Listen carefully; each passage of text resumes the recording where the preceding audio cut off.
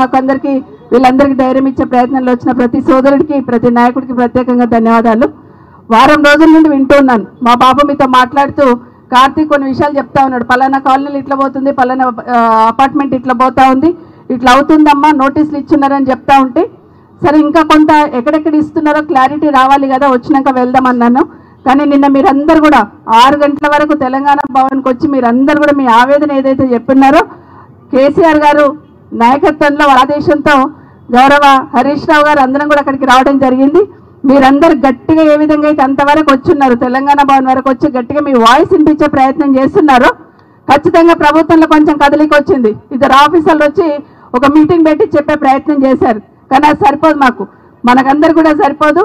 ఇక్కడ మాట్లాడిన ప్రతి ఒక్కరిని చూస్తున్నాం. ఒక్కొక్కరి మాటల్లో ఆ బాధ వింటుంటే ఎంత బాధ అనిపిస్తుందంటే, ఇప్పుడు ఒక ఆడబిడ్డ మాట్లాడింది, 9 నెలల గర్భవతిని, నెల రోజులు నిద్ర లేకుండా ఉన్నాను అని చెప్తుందంటే ఒక్కసారి పైన ముఖ్యమంత్రి గారికి నిజంగా మానవత్వం ఉంటే ఈరోజు మాట్లాడిన ఒక్కరొక్కరు మాట్లాడిన మాటలు వింటే ఖచ్చితంగా పునరాలోచించాలి. కానీ ముఖ్యమంత్రి గారికి రోమ్ చక్రవర్తి లాగా ఉంది.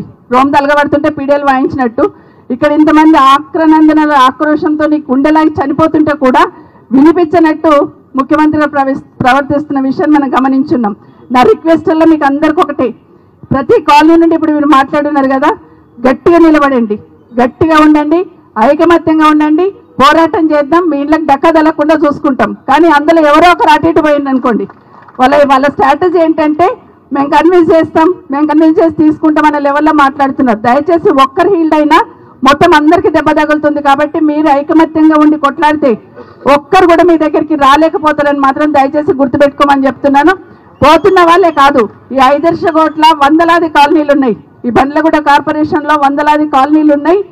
దయచేసి అందరు కూడా వీళ్ళ ఆవేదనను అర్థం చేసుకొని వీళ్ళకి సపోర్ట్ చేయాల్సిన అవసరం ఉందని మాత్రం మిగతా వాళ్ళకు కూడా విజ్ఞప్తి చేస్తున్నా. మాకెందుకు, మాకు రాలే కదా, వాళ్ళకి కదా తగిలింది, మేము బాగానే ఉన్నామని కాదు. నిజంగానే ఇట్లా ఒకరొకరిని మనం కాపాడుకోకపోతే భవిష్యత్తులో మనం కూడా కొట్టే ప్రయత్నం చేస్తూ ఉంటారు. కాబట్టి దయచేసి అందరం సపోర్ట్ చేసి ఖచ్చితంగా మీరు ధైర్యంగా ఉండండి. ఎప్పుడు అవసరం ఉన్నా బీఆర్ఎస్ పార్టీ మీకు అండగా ఉంటుందని బీఆర్ఎస్ భవన్ నుండి కేటీఆర్ గారు, వర్కింగ్ ప్రెసిడెంట్ గారు, కేసీఆర్ గారి నాయకత్వంలో స్టేట్మెంట్ ఇవ్వడం, నేను హరీష్ రావు గారు రావడం, మీకు అందరికీ కూడా ఒక భరోసా ఇవ్వడం అనేది చూస్తున్నాం. ఖచ్చితంగా మీరు అందరు కూడా నిన్న చెప్పినట్టే లీగల్గా అయినా ఫైట్ చేయడానికి సిద్ధం. అసలు మీ దగ్గరికి రాకుండా ఆపాలనే అందరి తాపత్రయం. ఆ విధంగా ఫైట్ చేద్దాం. మీరు అందరూ గట్టిగా ఉండండి అని మీకు అందరు కూడా మరొకసారి మనవి చేస్తూ, ఇప్పటికీ కూడా ఒక క్లారిటీ ఇస్తలేరు. ఇప్పటికీ కూడా ఎంతవరకు పోతుంది, ఏం పోతుంది అని ఒక క్లారిటీ ఇస్తలేరు అధికారంలో ఉన్న వాళ్ళు. ఎందుకంటే వాళ్ళకే క్లారిటీ లేదు. ఏదో ఒక భయం చేసి భయభ్రాంతులకు చేసి లబ్ధి పొందాలనే ప్రయత్నం చేస్తున్నారు. మీరు ధైర్యంగా ఉండండి. ఖచ్చితంగా మీ పక్షాన బీఆర్ఎస్ పార్టీ ఉంటుందని మీకు అందరికీ మనవి చేస్తూ ఉన్నాను. గౌరవనీయులు పెద్దలు మాజీ మంత్రి శ్రీనివాస్ యాదవ్ గారు మాట్లాడతారు.